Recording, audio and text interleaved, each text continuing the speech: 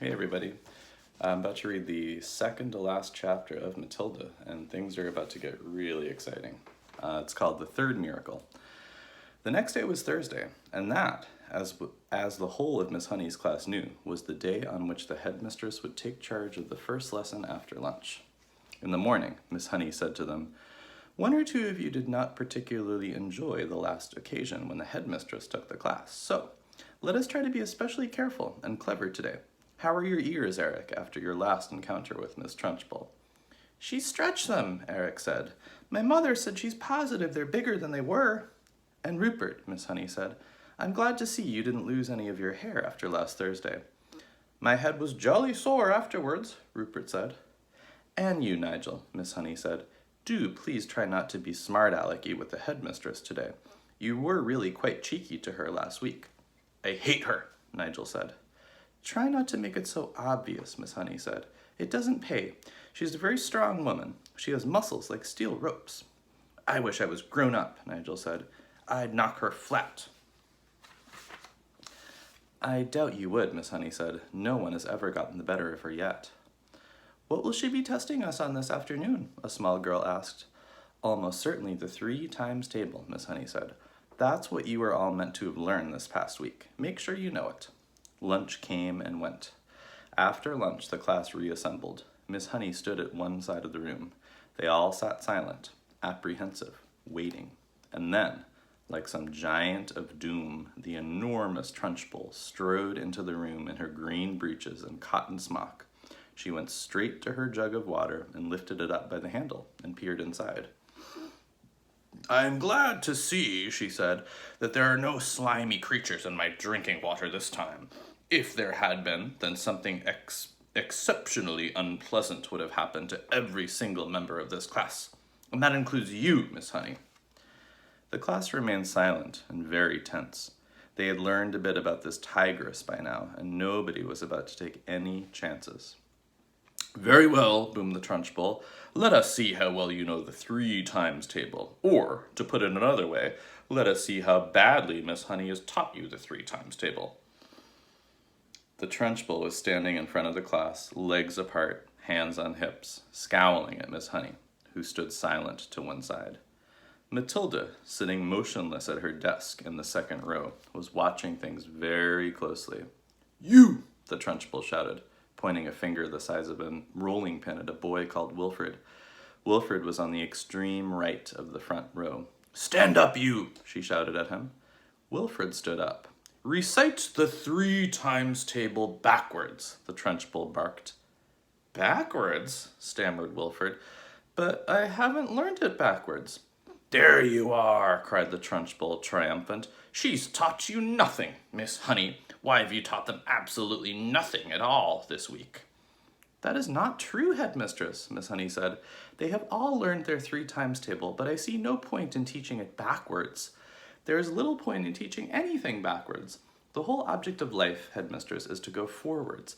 I venture to ask whether even you, for example, can spell a simple word like wrong backwards right away. I very much doubt it."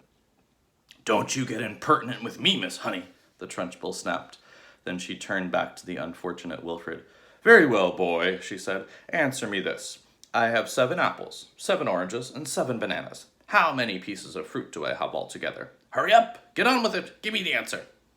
"That's adding up," Wilfred cried. "This isn't the 3 times table." "You blithering idiot!" shouted the Trunchbull. "You festering gumboil, you flea-bitten fungus. That is the 3 times table. You have 3 separate lots of fruit, and each lot has 7 pieces. 3 sevens are 21. Can't you see that, you stagnant cesspool? I'll give you one more chance. I have 8 coconuts, 8 monkey nuts, and 8 nutty little idiots like you. How many nuts do I have altogether? Answer me quickly." Poor Wilfred was properly flustered. "Wait," he cried. "Please wait. I've got to add up 8 coconuts and 8 monkey nuts." He started counting on his fingers.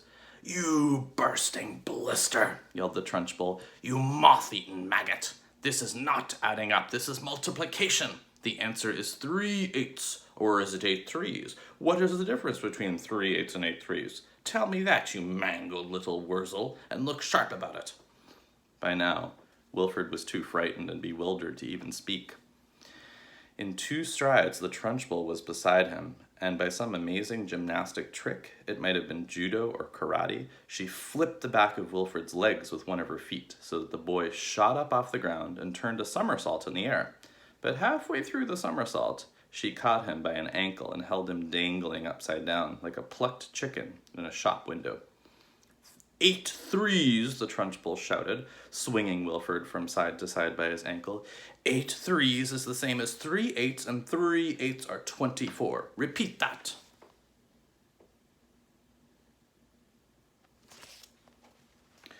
At exactly that moment, Nigel, at the other end of the room, jumped to his feet and started pointing excitedly at the blackboard, screaming, "The chalk! The chalk! Look at the chalk! It's moving all on its own!" So hysterical and shrill was Nigel's scream that everyone in the place, including the Trunchbull, looked up at the blackboard, and there, sure enough, a brand new piece of chalk was hovering near the gray-black writing surface of the blackboard. "It's writing something!" screamed Nigel. "The chalk is writing something!" And indeed it was. Agatha.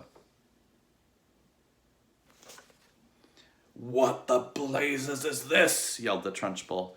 It had shaken her to see her own first name being written like that by an invisible hand. She dropped Wilfred onto the floor. Then she yelled at nobody in particular, "Who's doing this? Who's writing it?" The chalk continued to write, "Agatha, this is Magnus. This is Magnus."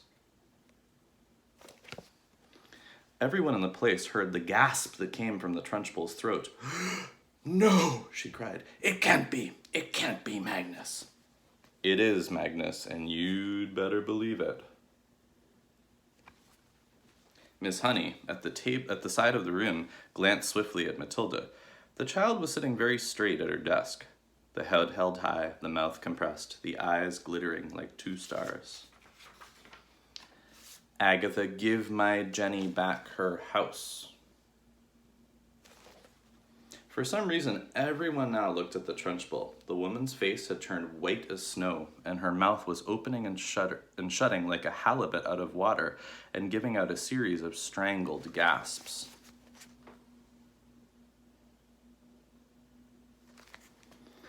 "Give my Jenny her wages. Give my Jenny the house. Then get out of here. If you don't, I will come and get you. I will come and get you like you got me. I'm watching you, Agatha."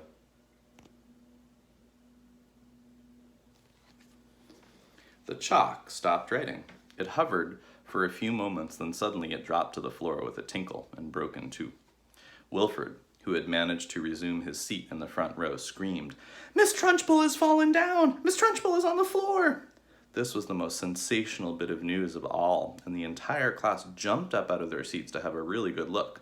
And there she was, the huge figure of the headmistress, stretched full length on her back across the floor, out for the count. Miss Honey ran forward and knelt beside the prostrate giant. "She's fainted," she cried. "She's out cold. Someone go and fetch the matron at once." 3 children ran out of the room. Nigel, always ready for action, leapt up and seized the big jug of water. "My father says cold water is the best way to wake up someone who's fainted," he said. And with that, he tipped the entire contents of the jug over the Trunchbull's head. No one, not even Miss Honey, protested.